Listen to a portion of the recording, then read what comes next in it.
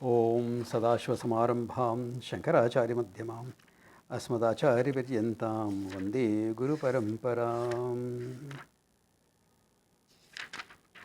Om Bhadram Karne Vishnuyama Devaha Bhadram Pakshe Makshibhiryajatra Sire Rangai Stushtuva Gumsastanubihi Vyashema Devahitam Yadayuhu Swastina Indro Vrutashravaha Swastina Pusha Vishwaveda Swastina Sarksho Arishtanemihi Swastino Brihaspatirdadatu Om Shanti Shanti Shanti. So we are seeing that verse Pariksha Lokan. Okay. Brahmanaha Nirvedamayat. Having examined life. Okay. Very important to recognize that. Because you have to see what life can give you, what life cannot give you. That is true Vairagya. To see what it can give, to see what it cannot give. Because if you read some of these books, they tend to over-exaggerate Vairagya. By saying that, okay,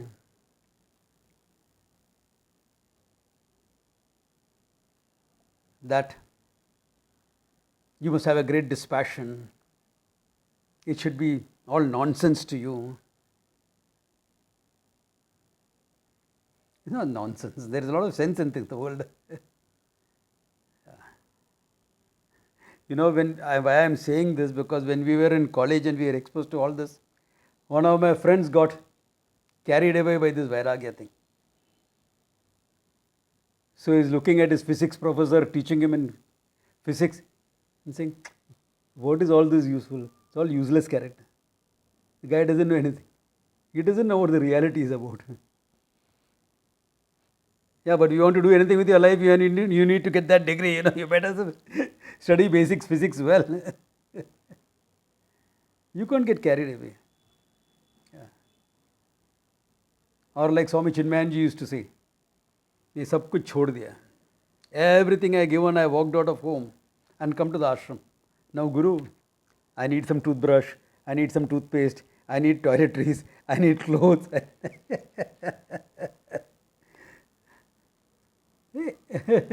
There is an objective value to money, there is an objective value to things. One can't deny that. But here he says very nicely, Nasti akritaha kritena. Kritena karmanaha. By the karma that I do, I can gain a whole lot of things. Yeah.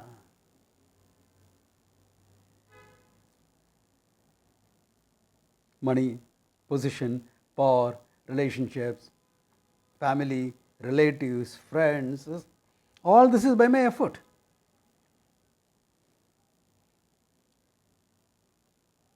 The question is to recognize what am I really after.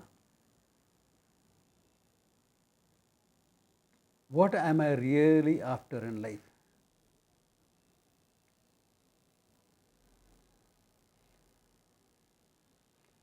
Even in the relative world, people find it difficult to answer when you ask, what are you really after?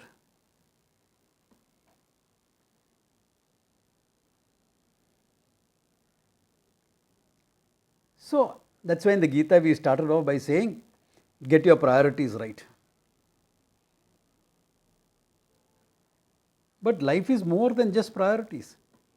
If you will remember, I said, behind 100 desires, there will be about half a dozen priorities. Things which are really important to you.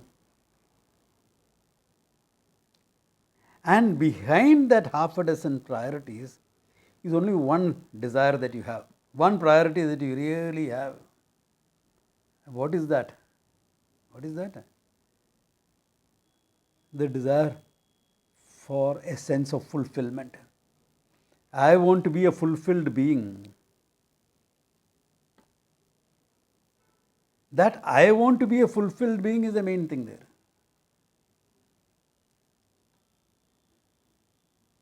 I have concluded I am not the fulfilled being because I don't feel that, I don't experience that. I feel finite, limited. In fact, even if people give me a genuine compliment, it becomes difficult to take. Really?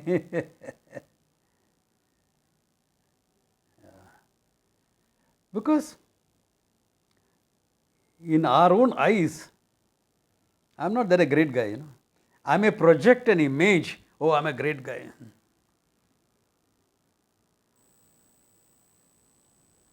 But yeah, अंदर के बात है, अंदर थोड़ा focal है. Inside there's a bit of an issue involved. Yeah. Because that's how life is. My self-judgment is like that.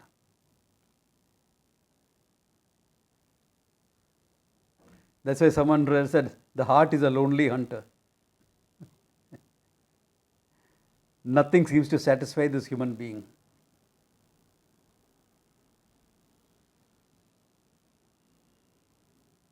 It's like this couple I knew. The guy is married to a very wonderful woman. Wonderful not only as a person to look at, beautiful, attractive, everything. And he went and had an affair outside. So the young girl comes to me and says, she must be some goddess here, because she knows what she is. This guy. And when he looked at her, the lady she was having an affair with, ordinary, like anyone else that you meet on the bus, in the market, just like anyone. He's not like some movie star or something like that. Ordinary person. Why? Heart is empty. Nothing wrong. Nothing wrong with anyone else. Nothing wrong with anything else. My heart is empty. That's what the problem is. Yeah.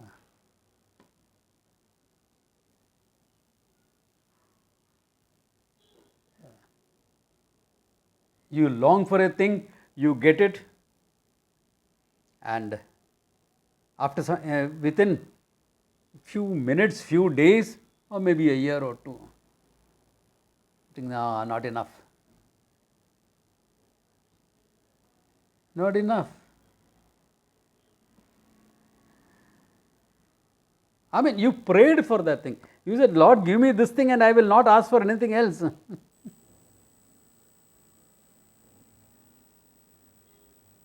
Not true. You will ask.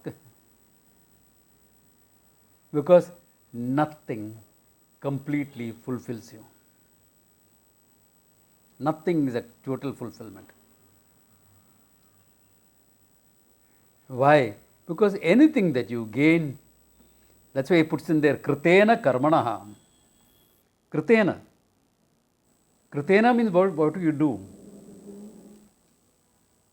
Your action is finite at a given time and place. The result is always going to be finite, coming to you at a time and place. So what? So it's limited. There is always a price to be paid. In every gain there is a loss. In every loss there is a gain. Swamiji, what are you saying? If you lose all your hair, what is the gain? What is the gain? You save on shampoo, you save on hair oil, you save on all hair products. You don't have to look into the mirror before you go out, it's all fine. The experience of a shower is so different. I mean, come on, there is a lot to gain. Every loss there is a gain, and every gain there is a loss. That loss is the price you pay. At the time of getting it, plus later on also.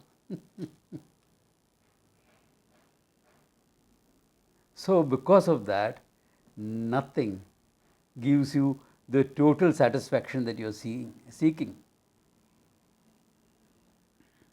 That means what? If I have to be totally satisfied, I must have it all. Have it all means what? Limitlessness itself. I must have something which is not finite. I must gain the infinite.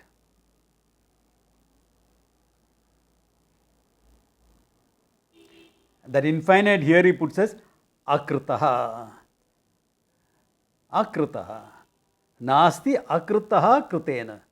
Akritaha, the infinite, the limitless, cannot be gained by karma. Why? Because you can't do limitless karma. You can't do infinite karma.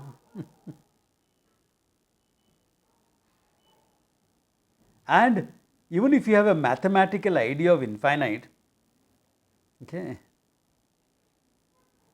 you will know that infinite cannot exclude you. You cannot say space is infinite, but I am separate from it.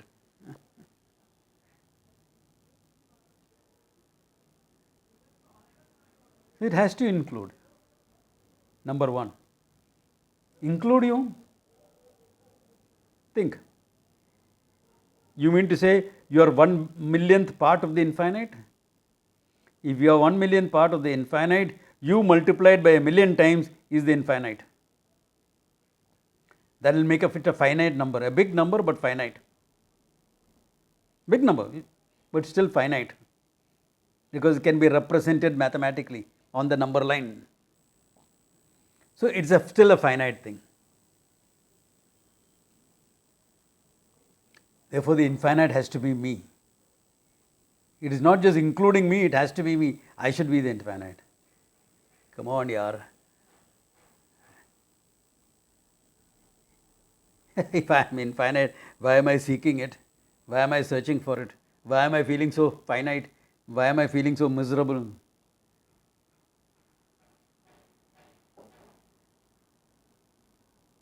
What does it take to be finite? Nothing. You just have to be yourself. You don't have to have any problems to feel finite, do you? You just have to be yourself. You feel finite. Yeah. I'm sure there are people, 44 participants, who wish they could be here today and wish they could be somewhere else also. Then they decided, class is there every Friday. This program comes only once in a blue moon. So they went for that. And Swamiji puts up the recording, so I'll catch up on that. I don't know how many people are really hearing the recordings, okay? Yeah. So, you are a limited entity, so experientially valid. But your logic tells you that if you are seeking something, it should exist. Now we are introducing a very fundamental argument here. A natural urge must have its fulfillment.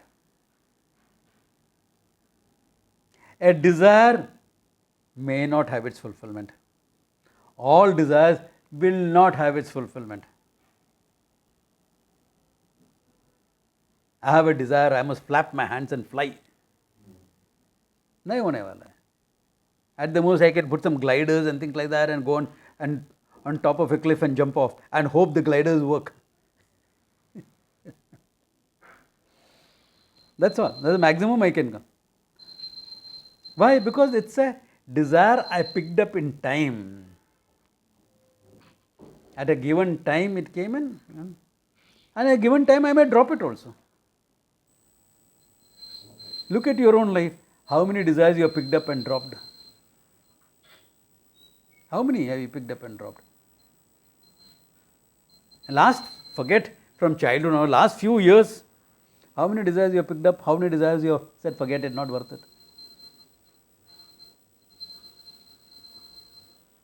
If I ask the youngsters here, they'll say, Swamiji, every week. एक झलक जो देख लिया राही वहाँ ही रुक गया.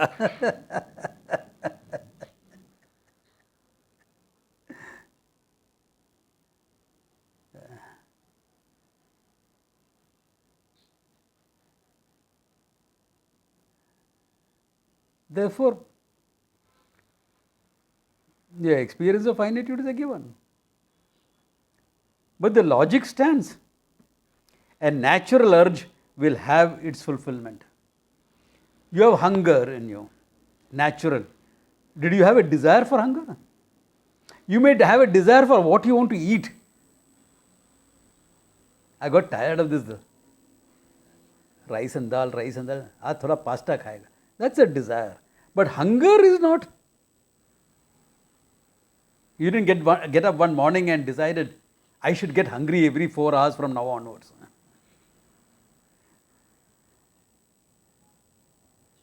Yeah, it's natural. Therefore, food exists outside. There is food. Because of our politics, because of our human structure, sometimes we create problems and half the world sleeps hungry, whereas half the world is overweight. That's human politics coming into the picture. What one state in USA wastes will feed whole of Africa for a year. So that is a different thing entirely. But food exists. You have a desire to drink, you can decide what to drink, but water exists outside. God given. It is there. You have air hunger, the desire to have air. Air exists outside. If we are stupid enough to pollute it, that's a different thing. So all natural things have their fulfillment. So going by that logic, did you decide, I should be fulfilled? I am working for fulfillment. That's the urge that drove you. It is that urge that manifested as a million desires in your life. A million desires will come out of this one need. 100 priorities will come out of this one need, your desire, your need for fulfillment. You didn't pick it up, you can't drop it. You are born with it. You are born because of it. That means it must have its fulfillment. At the same time, I can't say, where is it? I will get it. I am an achiever. Bolo. You have the sense. जोश तो है, थोड़ा होश भी आना चाहिए. You have the sense to realize that you cannot get it by what you do. Nasti akritaha kritena. The infinite is not gained by finite actions. Yes, Swamiji, we are all looking for fulfillment. That is the problem. So let us stop looking for fulfillment. Because action is not going to give it to you. Sitting quietly also is not going to give it to you. You are unfulfilled and you are looking for fulfillment. Or you are not looking for it. Either way, you are not going to get it. This has to be very clear in our understanding. That no amount of action is going to get it to me. It should be me. If it is me, why am I looking for it? Why am I looking for it? Exactly like how we search for things we have. We search for things that we have. Yeah. Someone came to speak. I put my glass of words and spoke to him. Then after that, hey, where are my glasses gone? Yeah. Where are my glasses gone? Who has found? That little rascal is playing games with me. Catch him. He must have hidden my glasses somewhere. Are you getting the idea? I have a temporary ignorance that I am the owner of these glasses. Not only owner, I am the possessor of the glasses. I possess it. But forgetting that, I look for it. See, that means what? Out of self-ignorance, I can look for the self. I seek the self out of self-ignorance alone.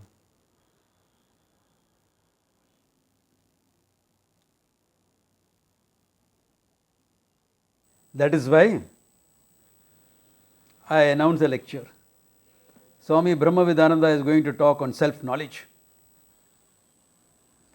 Put in some of the newspapers, Facebook, social media, etc. A few hundred people will come.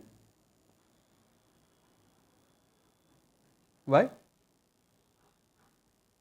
And some of them are completely new to Vedanta. They have not heard about Vedanta. They will still be there. And supposing I start by saying,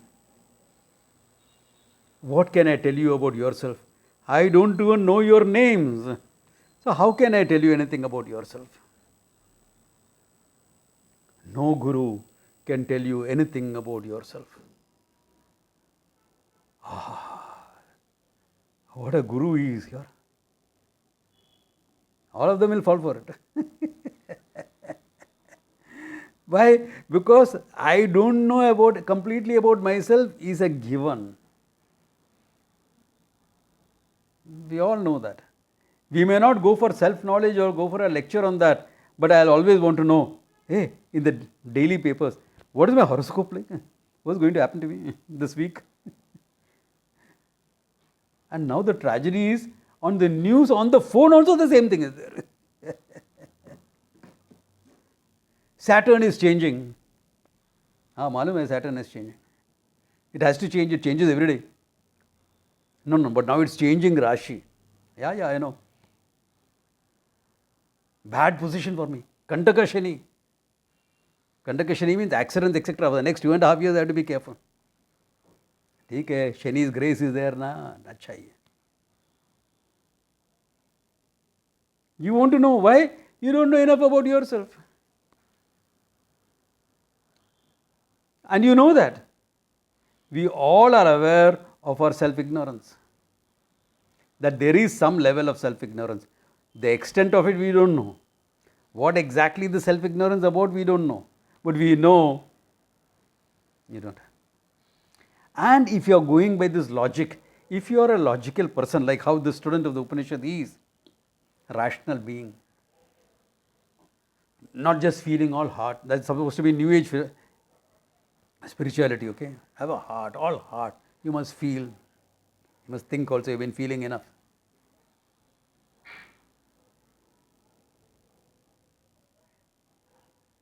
My self-ignorance, I don't know exactly what I am.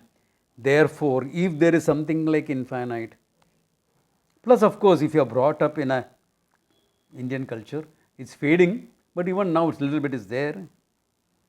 You will have some idea that there is something called moksha, freedom. You have to go to a guru to get it. Or you have read some subculture books. Jonathan Livingston Seagull, wanting to gain the infinite. Siddhartha, Hermann Hesse, Razor's Edge by Somerset Maugham. These type of books we have read. Some of you are looking at me as though, what am I talking about? Okay. So we have some general knowledge. Therefore, tad vijnanartham sa guru meva abhigachet. To know it, he goes to a guru. To know the truth about himself, to discover this satisfaction, this fullness that he is seeking, he goes to a guru.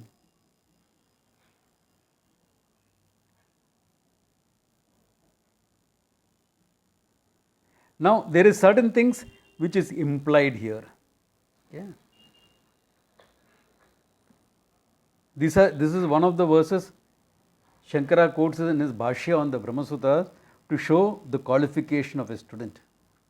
Viveka Vairagya is very evident in this verse. What else is there? The desire for moksha is also evident. Why? I want that fullness. He has discerned that problem. I want fullness. I am just not satisfied with situational happiness. Situational happiness is nice, but not enough. Experiential happiness is nice, but experiential happiness gives me a high and there is a down also to it. I don't like that. Last night party was good, but today morning,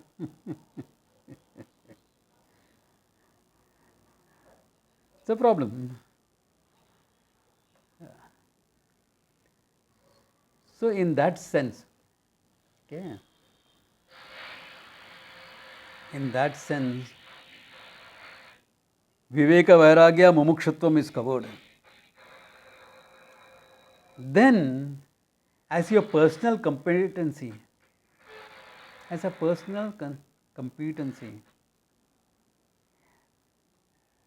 the Shat Sampatti also comes into the picture. We have seen that in the Gita and etc. Here also it comes into the picture. It's understood, not mentioned, but it's understood.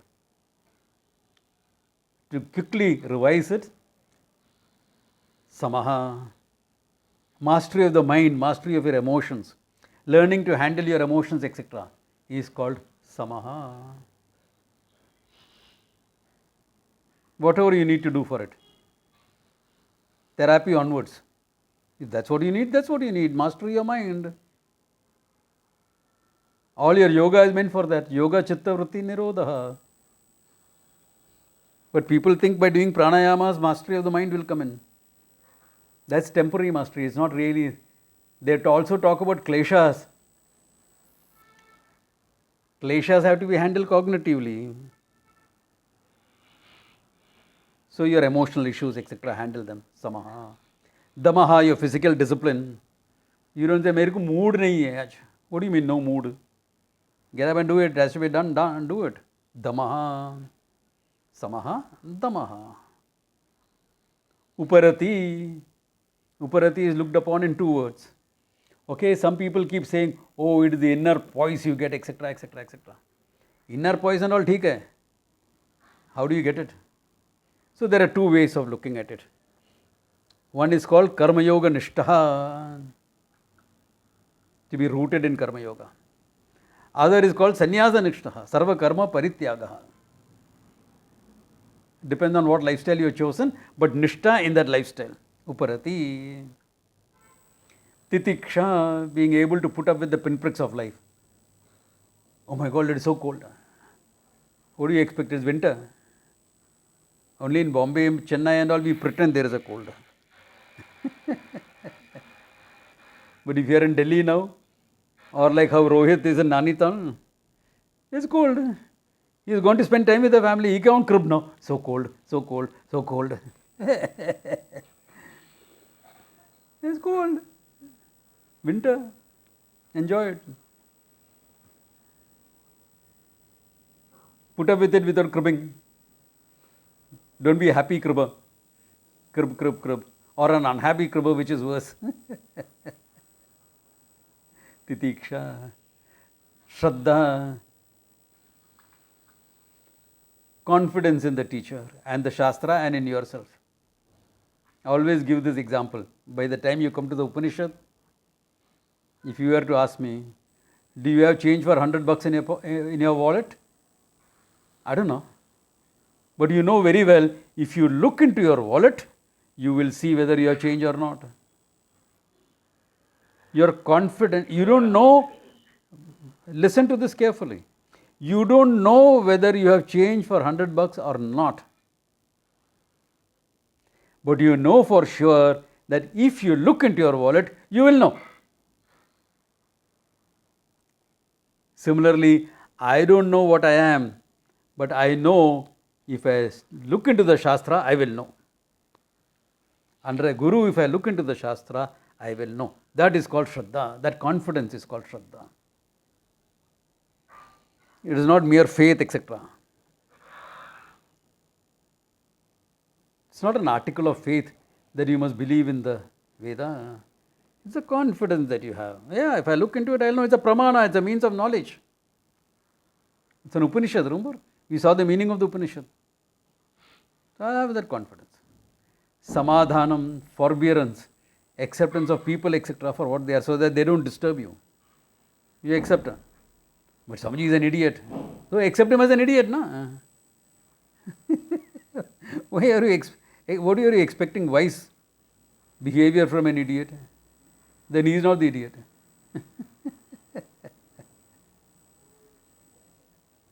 That forbearance, acceptance, etc. So, all this becomes part of a student's qualification.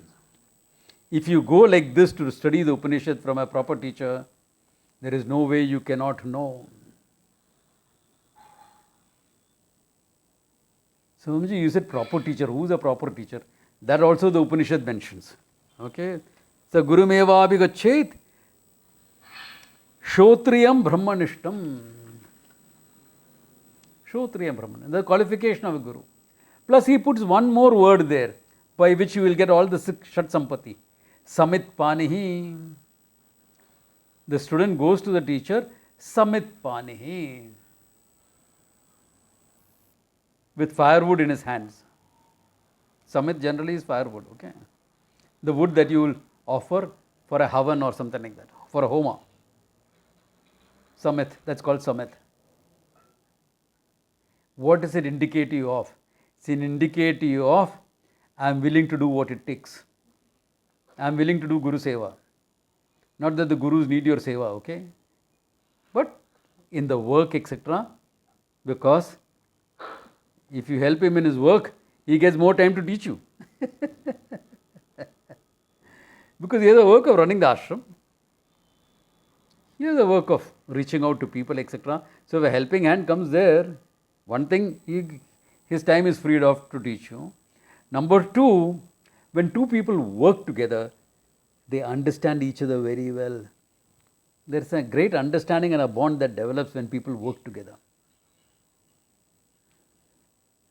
Even if they are not a team and things like that, even if they are not gone through a team building process, etc., still the very fact that you have worked together gets some understanding where they come from.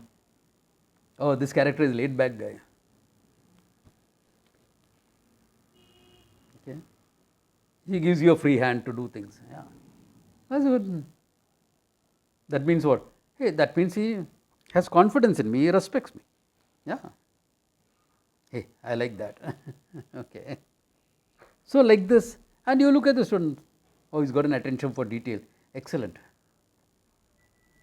Means he'll look into all the nuances.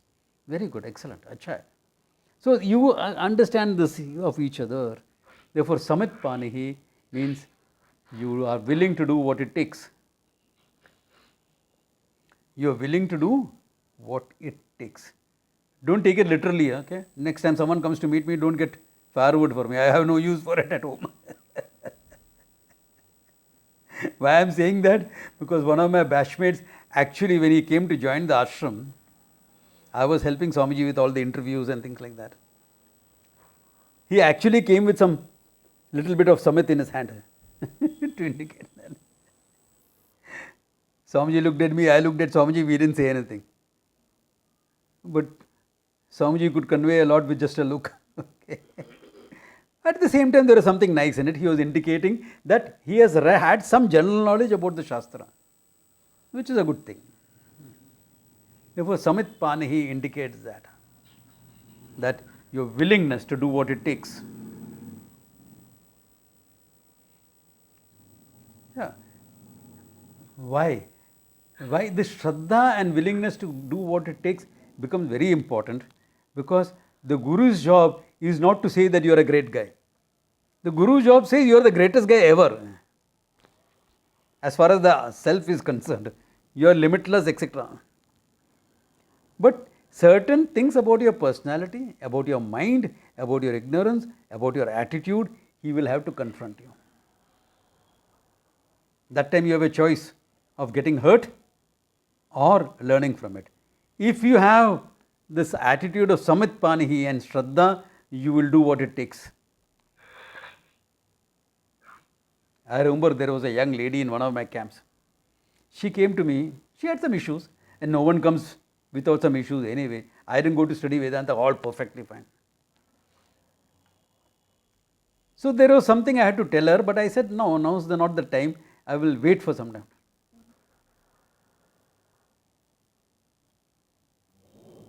And then in one camp, I mentioned it. And she got very upset with me. Why? Why didn't you tell me this before? because then I could have corrected it.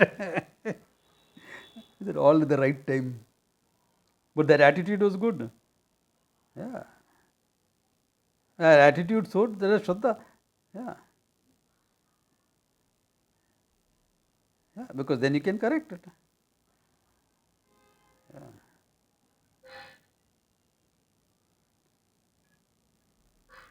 Yeah. There are times my teacher has been very dismissive about me. Huh? Oh, if Swamiji is dismissing it, there must be some reason for it. There must be something. What is it? Yeah.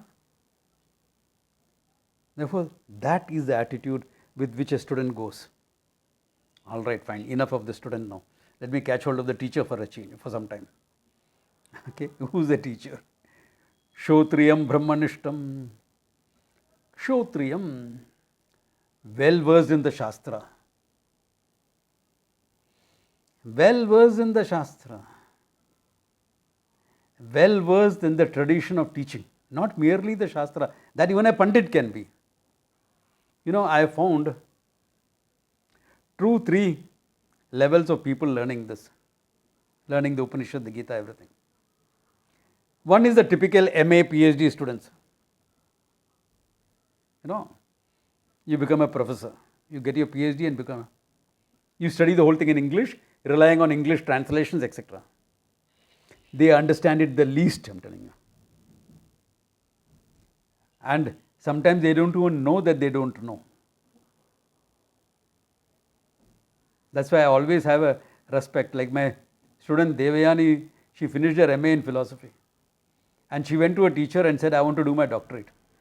And the teacher asked her, why do you want to do a doctorate? She says, because I want moksha, I want to know the truth. She said, forget a doctorate, go find a traditional teacher. So that lady knew that this is not the way. That's a big thing. The PhD is there in Advaita Vedanta also. Yeah. You can get a PhD in Advaita Vedanta, Dvaita Vedanta, anything you can get in. Yeah. You can get a PhD in a small topic in Advaita Vedanta. Atma and Chidabhasa, one topic. You can get a PhD in that. What is Atma? The self. What is Chidabhasa? Selfie. Okay. It's Karthik's joke. Good one. Because an abhasa of the self, reflection in the mind, photograph in the mind, selfie. What to do? Sometimes I have to explain a joke. But Swamiji, those who confer the PhD, how can they judge? They can't. They will not be able to. So that is one level of learning. The other level of learning is you go to a more traditional process of learning. There are these Sanskrit schools, etc. Where you will become an acharya. Okay. First, you will join as a student, then you will get your shastri, then you will become an acharya. They don't rely on translation. They go into the Sanskrit. They are better. At least they are scholarly. They are scholarly. So means having a PhD in Advaita Vedanta, Yeah. it means that that person knows the self. Because that is I mean, one would assume that, right? I can't even assume that he knows the text because he is relying on translations. No, knows the self, not the text. No, knows the self, I would say definitely not. So that's what, that means, what does it mean getting a PhD? I'll tell you, listen to what I'm explaining. Yeah. So, the second level of academics is learning it in Sanskrit, traditional learning. They call this as traditional learning. Like Indic Academy, they sponsor some students, for example, to learn it like this. There are schools in Banaras that teach in Sanskrit. And so, at least you will not misinterpret the whole thing. You know the exact meaning of the word. Like when you hear the word Anubhava, Jnanam, you will take it. You won't say experience, like you say in English. They know that. So that much they'll be fine. But they're still not, in Vedantic tradition, we will not call them also Shrotriya. They are Panditaha. Who is a Shrotriya? One who knows the traditional way of teaching. What is the traditional way of teaching? In Sanskrit? No, it can be in any language. I have a junior who teaches it in Portuguese and he's good. Yeah, teaches in Portuguese. Some of you know him, Jonas Vishwanatha. He teaches in Portuguese. The language is not the issue. Yeah, because this Upanishad is in Sanskrit, you better know some Sanskrit. But through finite words, who can reveal the infinite, that person is a Shrotriya.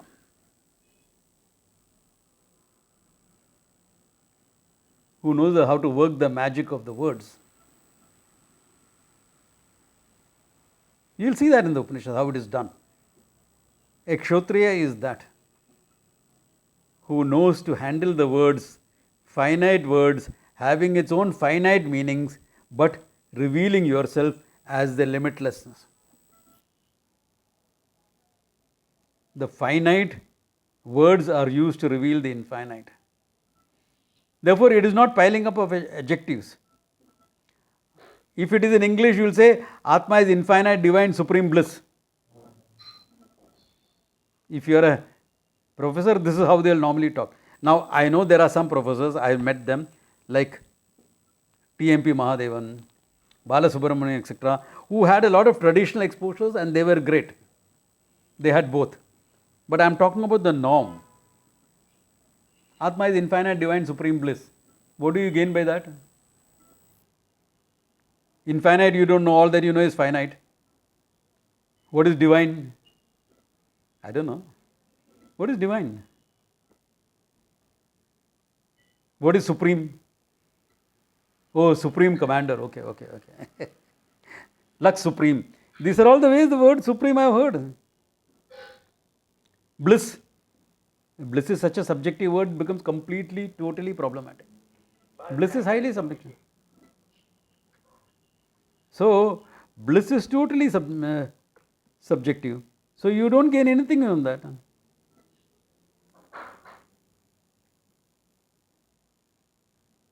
And if you are learning it in other languages where more Sanskrit is, Atma to Nitya hai, Amara hai, Ajara hai. What have you understood?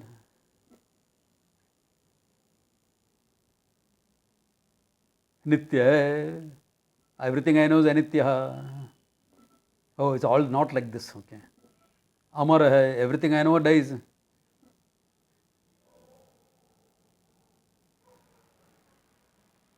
They are just piling up of adjectives.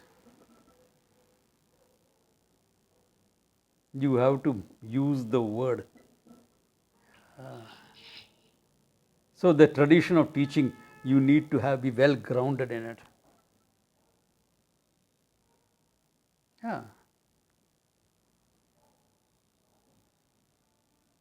For that, you have to go through a traditional teaching. There is no teacher's training course, okay? In Vedanta, there is no teacher's training course. When I start the ashram, I am not going to run a teacher's training course. When I went to Rishikesh, I didn't want to go to do a teacher's training course.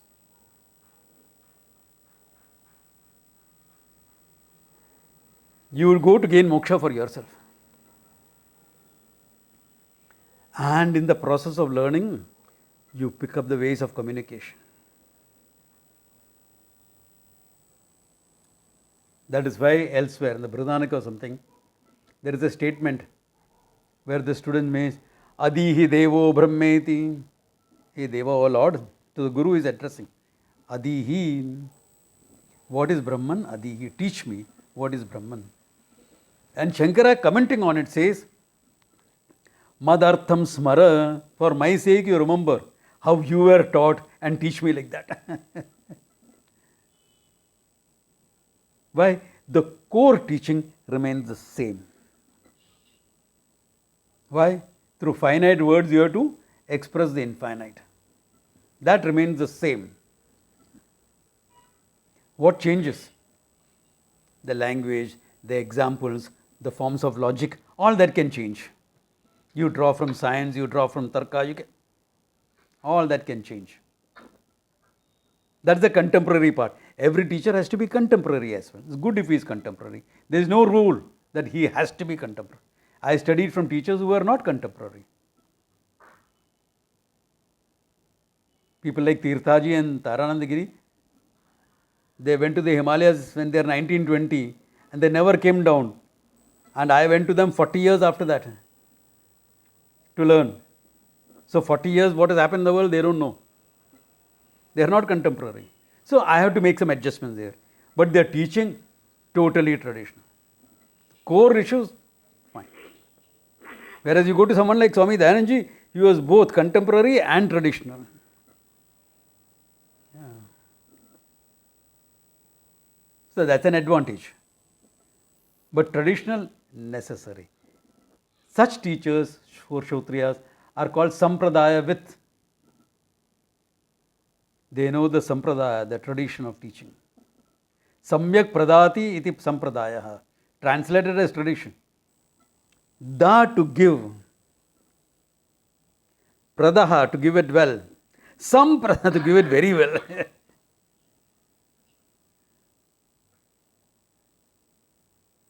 Otherwise English, sampradaya, tradition. No, look into the word. Understand it. Da dadati, to give. Samyak dadati. Prakarshena dadati. Given well. Sampradaya. One more meaning totally well given. कुछ बाकी नहीं रखा है. No teacher keeps something, no traditional teacher keeps something in. बात नहीं सिखाएगा उसको. Yeah, he will grade the learning so that the students can take it, but he'll never keep anything to himself and not teach. Like I remember years ago when I went to my teacher and Indira Gandhi declared a state of emergency in India. I am talking about 76, 77, okay? Some of the people here were not born, many were very young, okay. The 76, 77. So I had to leave the ashram and make a voyage for the government of India. Kya karu abhi, I had to make a voyage to me. So I told my teacher, I said, no, I will never get this teaching like this. He said, why are you worried? I am there now, I will teach you. So I said, Swamiji, if I become 10% of what you are, I will consider my life successful. He looked straight at me and he said, why 10%? 100%. No problem. Prostrated to him, made that voyage and came back. Why? He has given his word. He said, he will teach me 100%. Na, abhi kya fikar hai phir? What is there to worry about? I have to stick with him, that's true. And the teacher may have his own idiosyncrasies. You have to be happy with that. Not just put up with that, be happy with that. Yeah. So, this is Kshotriyam. This is a very, very important aspect of teaching. If the teacher is not a Kshotriyam, it's very, very difficult for the student to get it. Practically impossible for the student to get it. If you say, oh, you have to transcend the mind and experience the bliss. What do you mean, transcend the mind? Mind can't transcend itself anyway. But to know the Atma is beyond the mind anyway. So Atma need not transcend, mind cannot transcend. Who's transcending? कुछ भी बोलने का है. Say something. If you are doing it to market Vedanta like how Swami Chinmayanji did, no problems. He said, I am hawking Vedanta. He said that. Who put it a bit mystically. Or like some guru says, I am an uneducated person. That is very evident in what you are saying.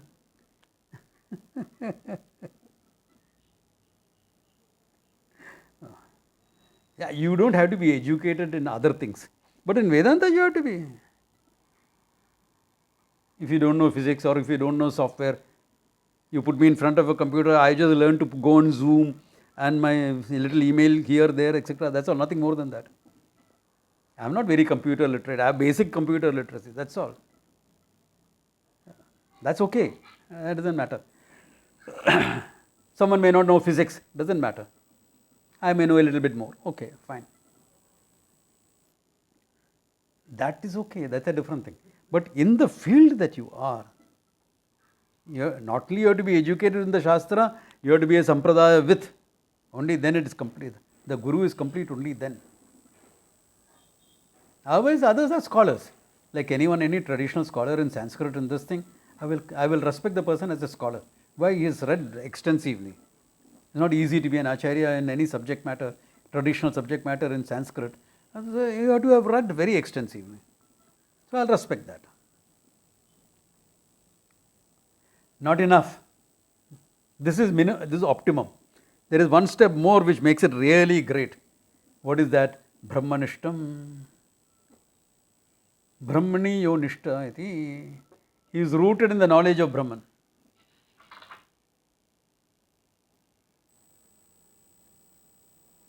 That knowledge is his. That knowledge is his. Yeah. That knowledge is his. Yeah. It is not somebody else's knowledge. He has owned up the knowledge so much that you wake him up in the middle of the night, who are you? First thing will be Brahman. Not, oh, I am Swami so and so. He is rooted in the knowledge. Why this is mentioned? Because there are plenty of people who have got insights but they can't live it. So here what he is saying, you have to be able to live it. It has to be reflected in your life. Now how is it going to be reflected in your life? Second chapter Gita, Apuryamanam Machala Pratishtam, remember? Sthita Prajna Lakshana. All that is Brahmanishta Lakshana. Apuryamanam is Hasya. You add things, you remove things. Anandoham. Experience in life will give you joys and sorrows. You are Ananda. Right through, in all of them. That is called Brahmanishta. Therefore, when you are both, you are the best teacher possible. Shotriyam Brahmanishtam. So, all the teachers you meet, let us say you met a traditional teacher who has done a certain amount of studies with a teacher and just started teaching. Abhi. Like how 35 years ago, the students in my first class, some of them are still around. Okay. More than 35 years, 85 years, 1985. Some of them have become teachers themselves. So when you start teaching, you may not be a Brahmanishta, but the teaching makes you a Brahmanishta. You own up the knowledge in the process of teaching. Otherwise, you have to spend long hours in meditation, in Nididhyasanam. Not meditation, Nididhyasanam. You spend some time in Nididhyasanam, it becomes your own. Swami Chinmayanji used to put it in a very nice way. What goes in through the ears has to sink into the heart. Otherwise, it will leak through the mouth. Don't make it leak through the mouth. Teach if you have to. Teach if you have an opportunity. But own it up before it comes out. Let it influence your whole being before it comes out. So sometimes teaching is a part of the process of being a Brahmanishta. That's why I will never encourage somebody to be a hasty teacher, to be a teacher before he has studied enough. I may get people to make some presentation here and then, that's a different thing. That's so that I can also understand how much I have taught and how much people have understood. Because more than what I teach, what people understand is important. So if you have a teacher like this, so this student here, Shaunaka Harumav, this student here is going to a great teacher like the Shotriyam Brahmanishtam. So Gurumeva bhi agachet. To what? To learn or kya hai? What else? So that is the this thing. This completes the verse. I have taken 2 classes for 1 verse. Okay. The Upanishad is like that. Sometimes I'll do half a dozen verses because simple description. Sometimes is more important. So you unfold. So now we know what it takes to be a student, what it takes to be a teacher. When a prepared student and a Kshotriya and Brahmanishta meets, knowledge is inevitable. So if knowledge is not very clear, I have to look into my mind and say fine tune. As a student, I have to look into my mind and say what fine tuning is necessary. As a teacher, when I am explaining, I have to see in what way am I faulting in their communication. What is it, in what way is this traditional teaching not reaching there? Maybe some more being contemporary is necessary, maybe, whatever.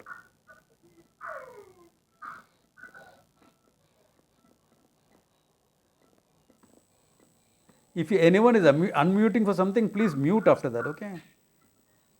Otherwise all this racket will come in between. So with this, we have the complete picture. Then when such a student goes, what will be the teacher doing? We will see in the next verse, next class. Okay, it's already past 8. I'm sure all of you are feeling hungry as well. Om Tat Sat.